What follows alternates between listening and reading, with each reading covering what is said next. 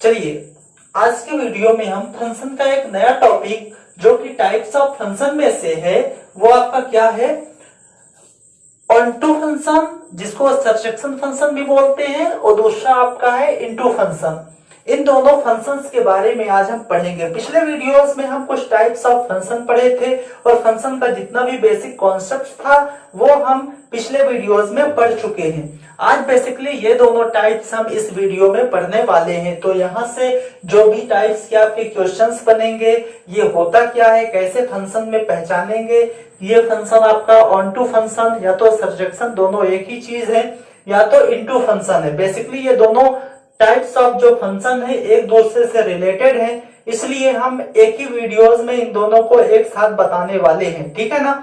अगर कोई भी फंक्शन हमारा ऑनटू फंक्शन है तो वो कब ऑनटू फंक्शन कहलाएगा और अगर ऑनटू फंक्शन नहीं है तो वो कब इनटू फंक्शन कहलाएगा, इसके बारे में आज हम जानेंगे। तो चलिए देखते हैं। मैं बोला कि फंक्शन जो हमारा होता है वो बेसिकली मैपिंग पे डिफाइन होता है।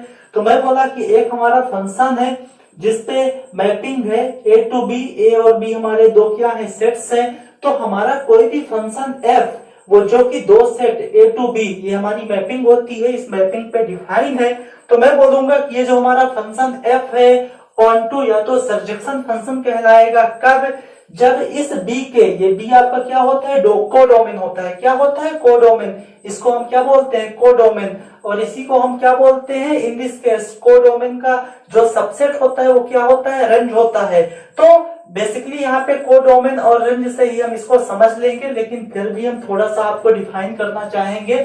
तो ऑनटू फंक्शन का बेसिकली मतलब होता है कि सेट बी, जो आपका सेट बी है, सेट बी के सभी एलिमेंट्स के लिए, सेट बी के सभी एलिमेंट्स के लिए सेट ए में हमें एलिमेंट्स मिलने चाहिए कि ये सेट ए का एलिमेंट्स फंक्शन के साथ ऑपरेट होके फिर से हमें सेट बी का एलिमेंट्स प्रोड्यूस करके दे दे। आपको समझ में नहीं आया होगा, लेकिन ध्यान से देखिएगा, आपको समझ में आएगा। बी के जितने भी एलिमेंट्स हो, सेट बी के जितने, for all B belong to B, इसका मतलब बी के जितने भी एलिमेंट्स होंगे for all B belong to B के लिए देयर एग्जिस्ट, आपको इस ए में, इस ए सेट में कुछ ना कुछ एलिमेंट्स मिलने चाहिए जो कि इस फंक्शन के साथ ऑपरेट होके आपको यही एलिमेंट्स प्रोवाइड करके दे दे। ये कंडीशंस किसकी होती है? ऑनटू फंक्शन की। ये कंडीशन किसकी होती है? ऑनटू फंक्शन की। थोड़ा सा देखिएगा, इसको हम फिगर वाइज आपको समझाने की कोशिश कर रहे हैं। ये मान लो आपका एक सेट है, ये आपका एक सेट है। मैं बोला ये सेट ए है और ये सेट क्या है? बी। इस पे हमारी एक मैपिंग जो है वो एफ क्या है? डिफाइन है। मैं बोला इसमें एलिमेंट्स है A1, A2, A3, A4, इसमें B1, B2, B3, ये हमारे क्या है? एलिमेंट्स हैं। तो मैं बोला कि सेट बी के जितने भी एलिमेंट्स हैं B1, B2, B3 के लिए सेट ए में हमें ऐसे एलिमेंट्स मिलने चाहिए कि ये एलिमेंट्स फंक्शन के साथ ऑपरेट होके यही एलिमेंट्स आपको प्रोड्यूस करके दे दे। समथिंग मैं बोला कि B1 के लिए हमें इस सेट में A1 मिल रहा है जो कि फंक्शन के साथ ऑपरेट होके यही एलिमेंट्स हमें प्रोड्यूस करके दे रहा है। B2 के लिए हमें मान लो कि A2 यहाँ पे मिल रहा है जो कि हमें फंक्शन के साथ ऑपरेट होके वही एलिमेंट्स प्रोड्यूस करके दे रहा है। इसी तरह B3 के लिए हमें यहाँ पे एक एलिमेंट्स मिल रहा है A3 जो कि हमें यही एलिमेंट्स प्रोड्यूस करके दे रहा है। एक एलिमेंट्स और ले लो B4, तो B4 के लिए यहाँ पे हमें A4 ऐसा एलिमेंट्स मिल रहा है जो कि हमें वही एलिमेंट्स प्रोड्यूस करके दे रहा है। ऐसे हम और यहाँ पे एलिमेंट्स ले सकते हैं। B5 ले लिए तो B5 के लिए भी हमें मान लो एक एलिमेंट्स कोई A3 ही मिल रहा है जो कि यही एलिमेंट्स मुझे प्रोड्यूस करके दे रहा है। तो कहने का मतलब कि इस सेट के लिए, इस सेट में जितने भी एलिमेंट्स हैं सभी के लिए इस सेट में कम से कम एक एलिमेंट्स ऐसा होना चाहिए कि ये एलिमेंट्स फंक्शन के साथ ऑपरेट होके आपको यही एलिमेंट्स प्रोड्यूस करके दे दे। आपको बेसिकली समझ में आ गया होगा, लेकिन अभी भी अगर बेसिकली आपको समझ में नहीं आया तो ध्यान दीजिएगा। मैं बोला था कि ये सेट ए के जो एलिमेंट्स होते हैं इसको क्या बोलते हैं? हम इसको बोलते हैं डोमेन। इसको क्या बोलते हैं? डोमेन। सेट बी के एलिमेंट्स को क्या बोलते हैं? कोडोमेन। क्या बोलते हैं? कोडोमेन। सेट बी के एलिमेंट्स को क्या बोलते हैं? कोडोमेन।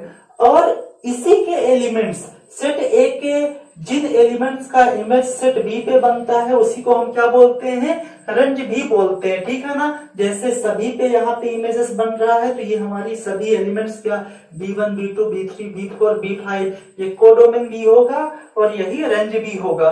तो अगर इन दिस केस अगर हमारा जो रेंज है, अगर रेंज हमारा कोडोमेन के क्या हो जाए इक्वल, रेंज अगर हमारा कोडोमेन के क्या हो जाए इक्वल, तो हम बोलेंगे कि हमारा फंक्शन क्या है, ऑनटू फंक्शन है। हमारा फंक्शन क्या है, ऑनटू फंक्शन है। कहने का मतलब कि अगर हमारा रेंज कोडोमेन के क्या हो जाए इक्वल, रेंज हमारा अगर कोडोमेन के इक्वल हो जाए तो हमारा फंक्शन क्या होगा, ऑनटू फंक्शन। अब आपको बेसिकली अच्छे से समझ में आ गया होगा कि बेसिकली हमारा ऑनटू फंक्शन होता क्या है। तो कहने का मतलब इसके एक भी एलिमेंट्स ऐसे जो कि छूटने नहीं चाहिए, सभी का प्री इमेजेस बनना चाहिए सेट ए के साथ, ठीक है ना। तो वो हमारा क्या, वो फंक्शन कैसा फंक्शन होगा, ऑनटू फंक्शन होगा। जैसे हम एक एग्जांपल सिंपली लेना चाहेंगे, तो यहाँ कि f is a mapping from A to B. तो ए हमारा एक सेट है जिसमें एलिमेंट्स हैं 1 2 -1 -2। बी हमारा एक सेट है जिसमें एलिमेंट्स हैं 1, कौन कौन से एलिमेंट्स हैं, 1 4, कौन कौन से एलिमेंट्स हैं, 1 और 4।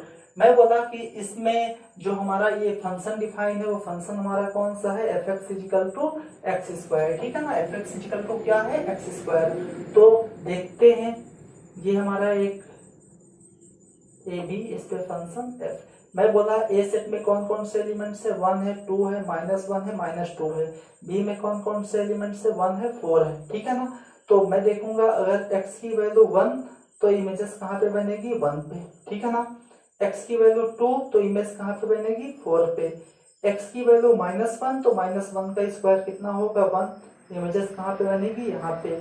अगर x की वैल्यू -2 तो इमेजेस कहाँ पे बनेगी, 4 पे। तो इन दिस केस हम देख रहे हैं कि सेट बी के जितने भी एलिमेंट्स हैं उसका यहाँ पे सेट ए में कम से कम एक एलिमेंट्स, लेकिन यहाँ पे 2 मिल रहे हैं, लेकिन कम से कम एक एलिमेंट्स ऐसा मिलना चाहिए कि फंक्शन के साथ ऑपरेट होके वही एलिमेंट्स आपको प्रोड्यूस करके दे दे। इट मींस ये हमारा जो फंक्शन होगा इस सेट पे जो ये डिफाइन हमारा फंक्शन है, ये क्या होगा, सिंपली ऑनटू फंक्शन होगा। तो बेसिकली सिर्फ आपको इतना ध्यान देना है कि अगर रेंज हमारा कोडोमेन के क्या हो जाए, इक्वल हो जाए, तो हम बोलेंगे कि फंक्शन हमारा क्या है, ऑनटू फंक्शन है। बहुत सारे एग्जांपल्स लेके अभी आपको हम बताएंगे तो आपको अच्छे से समझ में आ जाएगा। अब हम बात करेंगे इनटू फंक्शन की। तो इनटू फंक्शन हमारा क्या होता है, मैं बोला f is a mapping from A to B, f is a mapping from A to B. तो मान लो सेट ए, ये आपका सेट ए है, ये आपका क्या है, सेट बी। सेट ए में a1 a2 a3 a4 elements हैं, बी में b1 b2 b3 b4 b5 elements हैं, ठीक है ना। तो हम बात करें जैसे इसका क्या था, मैं बोला ऑनटू फंक्शन। तो ऑनटू फंक्शन के लिए मैं बोला कि सेट बी के सभी एलिमेंट्स के लिए, सेट बी के सभी एलिमेंट्स के लिए सेट ए में कम से कम एक ऐसा एलिमेंट्स मिले कि फंक्शन के साथ ऑपरेट होकर सेट बी का वही एलिमेंट्स आपको प्रोड्यूस करके दे, तो हम बोलेंगे कि फंक्शन क्या है, ऑनटू फंक्शन है। अब हम बात करेंगे कि अगर कोई भी फंक्शन इस कंडीशंस को फॉलो नहीं करता, मतलब कोई भी फंक्शन ऑनटू फंक्शन की कंडीशंस को फॉलो नहीं करता, तो कैसा फंक्शन होगा, तो वो हमारा कैसा फंक्शन होगा, इनटू फंक्शन होगा।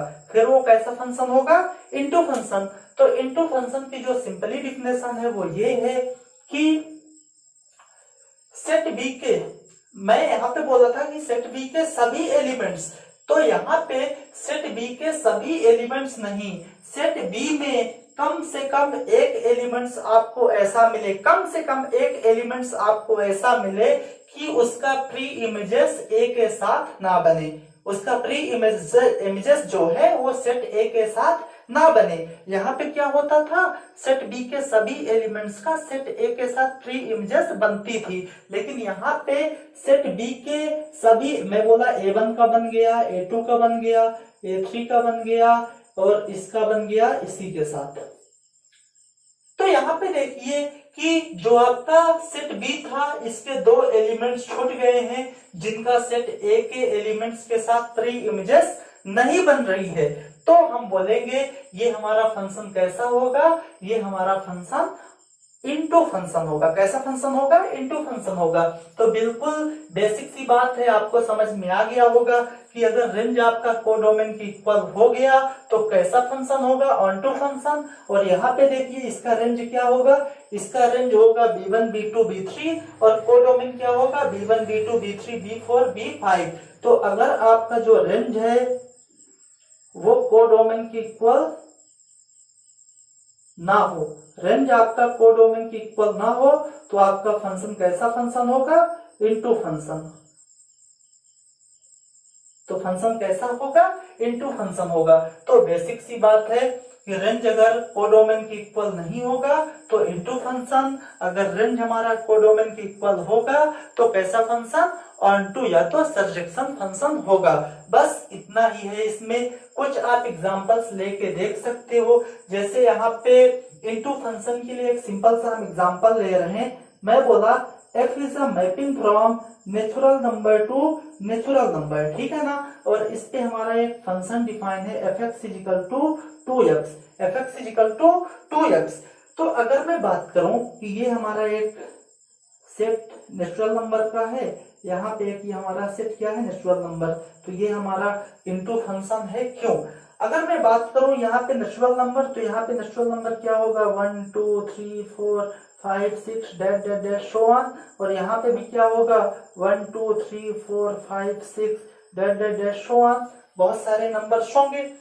तो अगर मैं बात करूं कि इस, मैं बोला इनटू फंक्शन, तो इस सेट के जितने भी एलिमेंट्स हैं तो उसमें कुछ एलिमेंट्स का प्री इमेजेस इसके साथ नहीं बनना चाहिए।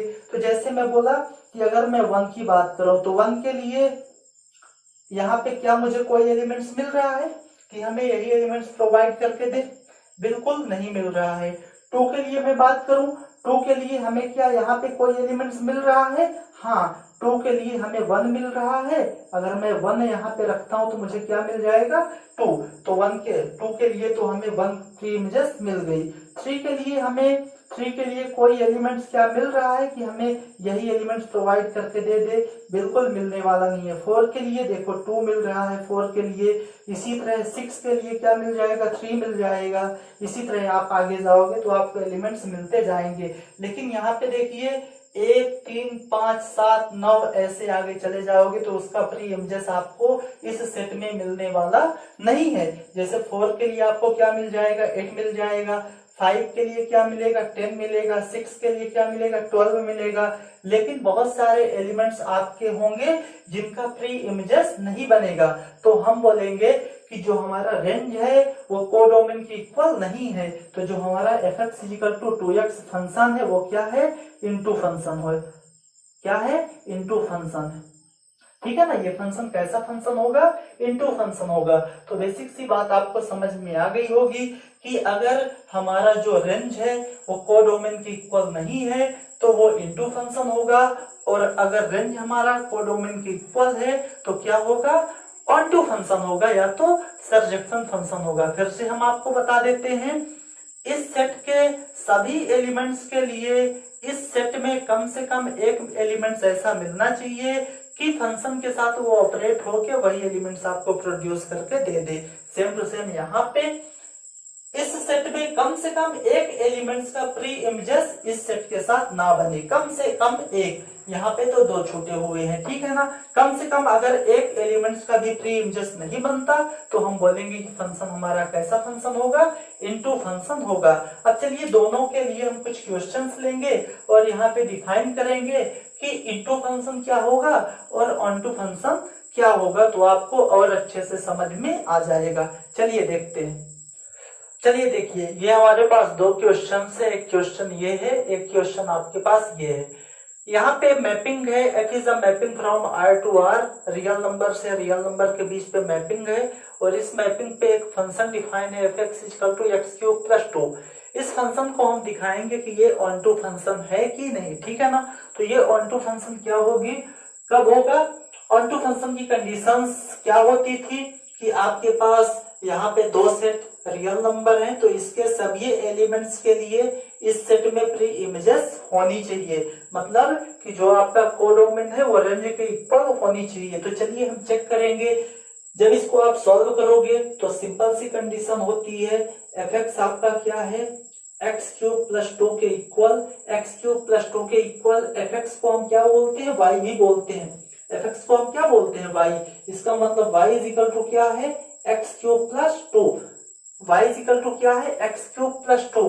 तो मैं बोलूंगा इस रियल नंबर में कैसी वैल्यूज होंगी, इस रियल नंबर में जितने भी एलिमेंट्स होंगे इस सेट में जितने भी एलिमेंट्स होंगे सभी के लिए आपको इस सेट में प्री इमेजेस मिलनी चाहिए। तो अगर मैं यहाँ पे बात करूं सिंपली, तो यहाँ से x की वैल्यू मैं निकालूंगा, तो ये हमारा X cube is equal to कितना हो जाएगा, y माइनस 2। तो x की वैल्यू कितनी हो जाएगी, y माइनस 2 का पावर 1/3। ठीक है ना, x की वैल्यू क्या आ जाएगी, y माइनस 2 का पावर 1/3। तो ये हमारी x की वैल्यू आ गई।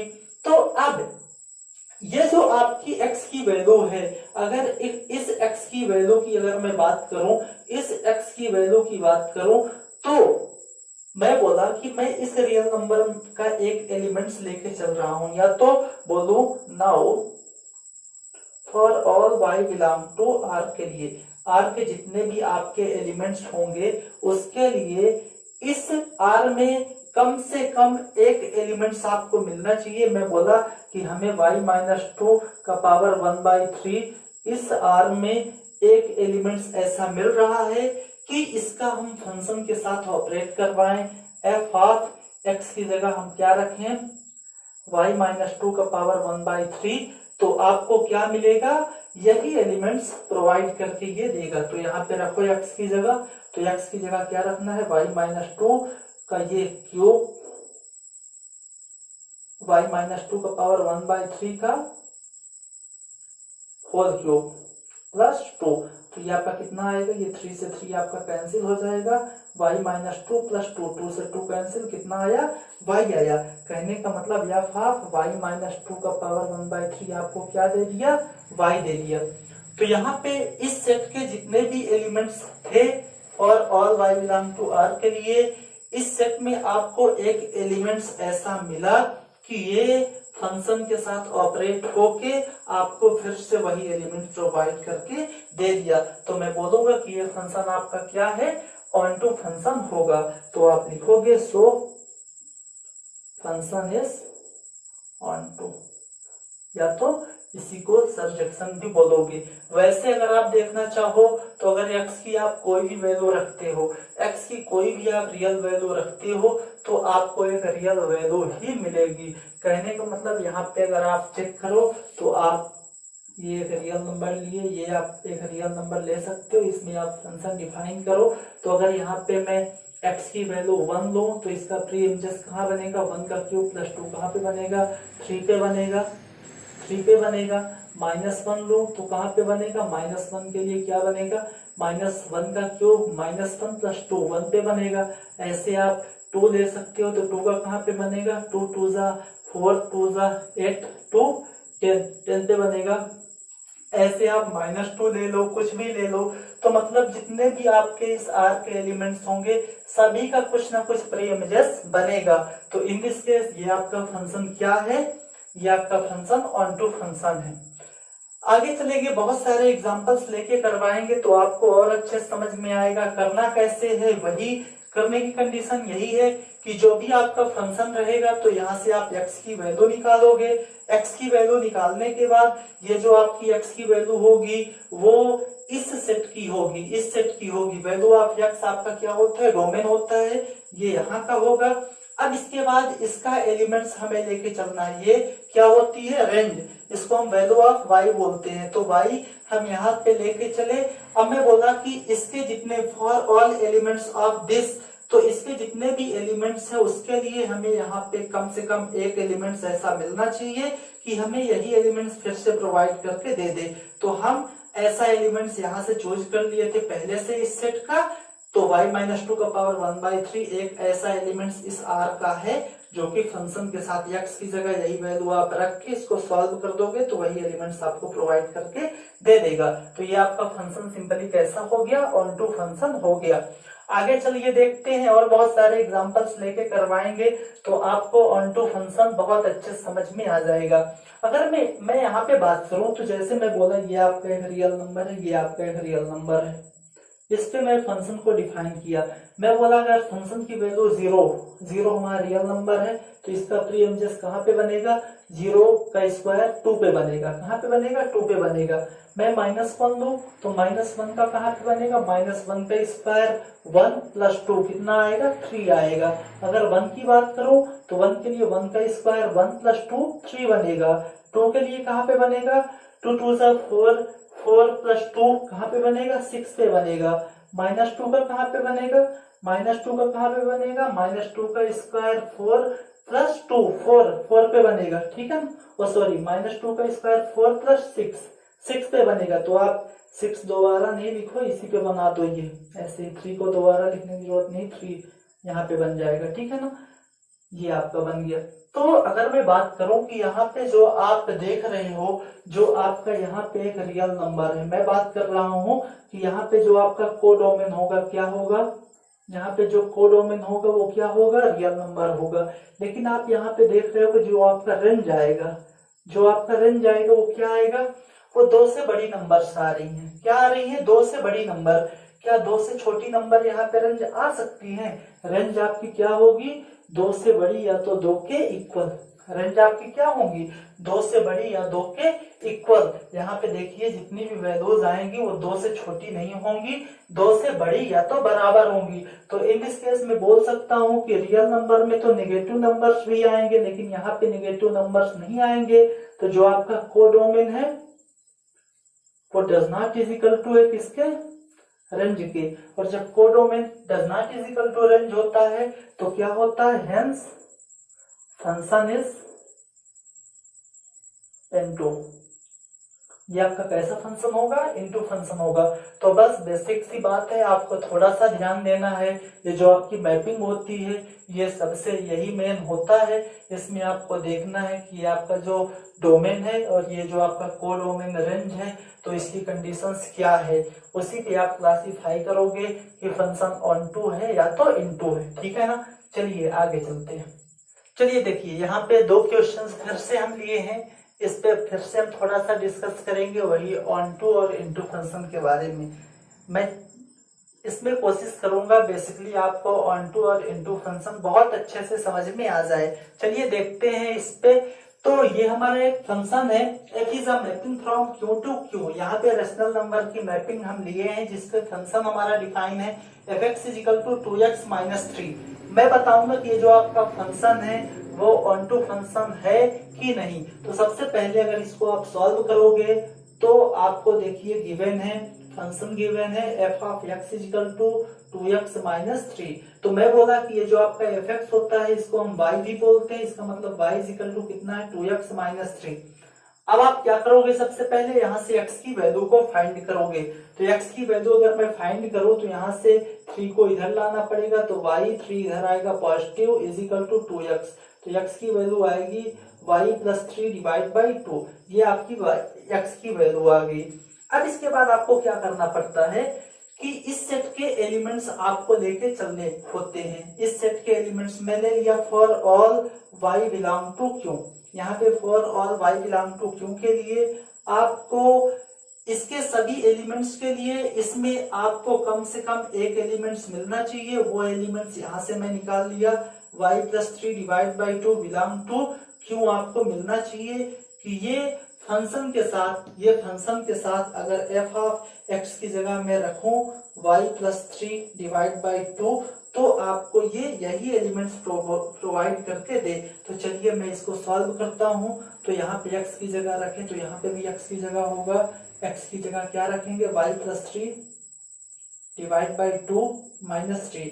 2 से 2 कैंसिल, y + 3 - 3, 3 से 3 कैंसिल, कितना आ गया y। तो f(y y plus 3 divide by 2 आपको क्या दे दिया, y दे दिया। तो हम बोलेंगे कि जो हमारा हम एक एलिमेंट्स इसके जितने भी एलिमेंट्स है for all y belong to q के लिए हमें इसमें कम से कम एक एलिमेंट्स ऐसा मिल रहा है कि फंक्शन के साथ ऑपरेट करवाने पे फिर से हमें यही एलिमेंट्स प्रोवाइड करके दे रहा है। तो फंक्शन ये हमारा क्या होगा, ऑन टू फंक्शन होगा। और आप बेसिकली अगर चेक करना चाहो तो चेक कर सकते हो, ये आपका एक सेट है, ये आपका सेट है, क्यों इस पे आपका ये फंक्शन डिफाइन है। तो अगर मैं बात करूं, इसको थोड़ा सा ध्यान से देखिएगा यहाँ पे,